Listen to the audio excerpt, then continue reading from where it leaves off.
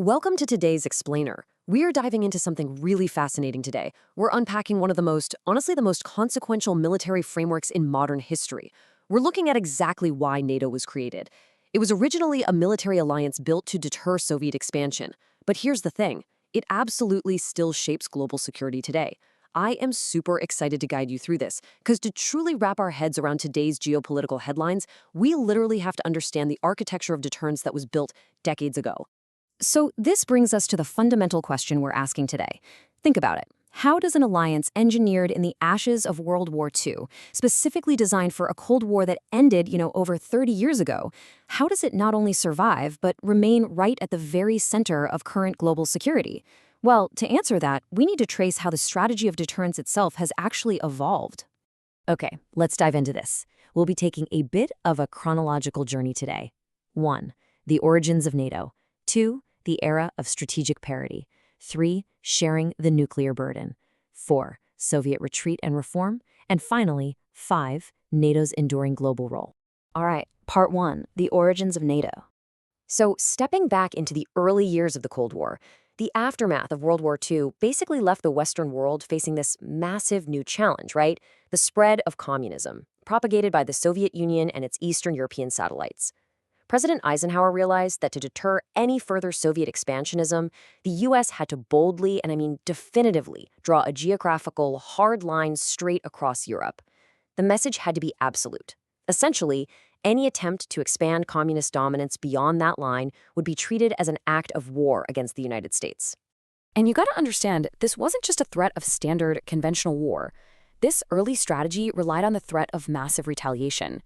The whole logic was that deterrence would only work if the Soviets truly believed crossing that line would trigger a literal doomsday scenario, a massive, instant salvo of nuclear weapons.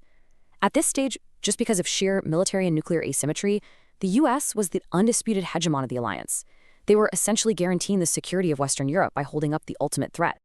Let's move to part 2, the era of strategic parity. Now, what's really interesting about this slide is the friction it shows. Because, well, military capabilities don't just stand still. Fast forward to the 1970s during the Nixon and Ford eras, and the entire strategic calculation had to change. The Soviets had caught up. We entered this era of strategic parity, meaning both superpowers had enough nuclear weapons to assure mutual destruction. And man, this created some deep strategic friction inside the alliance. U.S. Secretary of Defense James Schlesinger pushed for a brand new strategy. He wanted NATO to build up its conventional forces to fight a 90-day protracted war without resorting to nuclear weapons right away. But the European allies, they vehemently disagreed. They wanted a short conventional war with the early use of nuclear weapons to deter an attack from ever happening in the first place. So why were the Europeans so resistant to the U.S. plan? Well, it basically comes down to this number right here. 5 to 7 days. European allies gloomily projected that because of their massive conventional vulnerabilities compared to the Warsaw Pact's forces, a Soviet assault would completely conquer West Germany in less than a week. The political reality was just stark. European leaders absolutely did not want to fight a protracted, conventional World War III on their own soil. Schlesinger constantly tried to warn his counterparts about this persistent threat. In a 1973 Defense Planning Committee meeting, he gave us this memorable quote. He said, "While the weather from the east seems fair, we know that it can turn foul with great speed." He was warning NATO ministers that, despite periods of calm, the underlying threat of Soviet aggression was just ever present. He argued that in this new era of nuclear parity, if NATO didn't have strong conventional defenses, the Soviets might actually doubt the West's resolve to risk a nuclear war, which could potentially invite the exact aggression NATO was built to stop. Okay, part 3, sharing the nuclear burden. This whole internal debate over how to fight a war naturally led to a much bigger debate over who gets to make the ultimate decisions. To understand this power dynamic, we have to define something called extended deterrence. Basically, this is the commitment made by a nuclear-armed patron, in this case the United States, to protect its junior partners. The U.S. expends the resources, they pick the targets, and they hold the ultimate trigger. But as the protector, the U.S. also historically expected to preserve a preponderance of power within the alliance. They really didn't want other countries joining the nuclear club, but at the same time, they still needed their allies to feel totally secure. As European nations recovered economically and really strengthened their own militaries, NATO's decision-making style had to evolve, mostly to prevent the alliance from just splintering apart. Back in 1949, it was pure unilateralism. The U.S. called all the shots.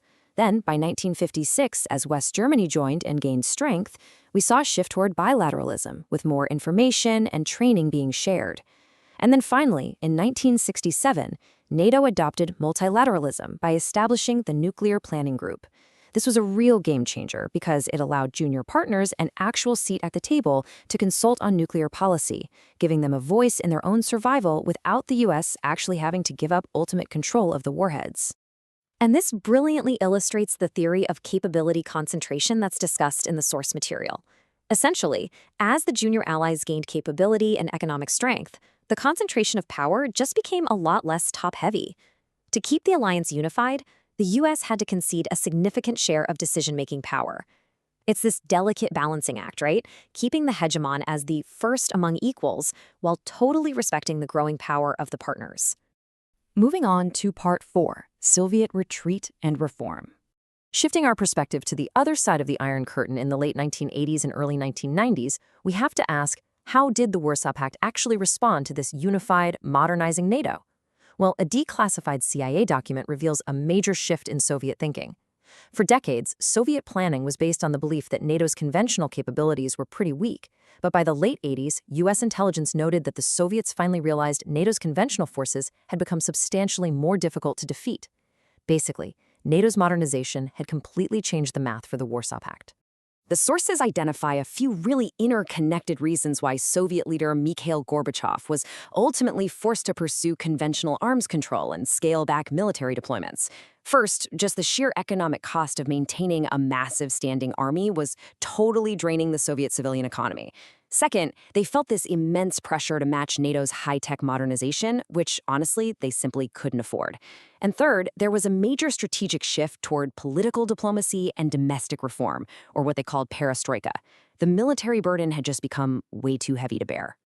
Let's move to Part 5, NATO's enduring global role. The Warsaw Pact collapsed, but NATO remained. Let's move to and see how this builds into the present day, because the absolutely crucial point here is that extended deterrence and nuclear burden sharing, they are not just relics of the past. Actually, just recently, following Russian aggression and the deployment of tactical nuclear weapons in Belarus, Poland formally requested to host US B-61 nuclear bombs. They want to join NATO's nuclear sharing arrangements. This shows us exactly how the mechanisms designed way back in the 1950s and 60s, where allies gain capability and naturally demand more security assurances from the hegemon, are actively playing out right now in Eastern Europe. We've seen how NATO evolved from an alliance dominated entirely by one single superpower into this highly complex multilateral organization where decision-making is a really carefully managed balance. As nations like Poland increase their defense spending and military capabilities, their voice within the alliance inevitably grows louder. So I want to leave you with this to ponder. As junior partners continue to gain strength in this brand new era of great power competition, how will the delicate balance of nuclear responsibility shift next? Thank you so much for joining me on this explainer, and as always, keep questioning the headlines.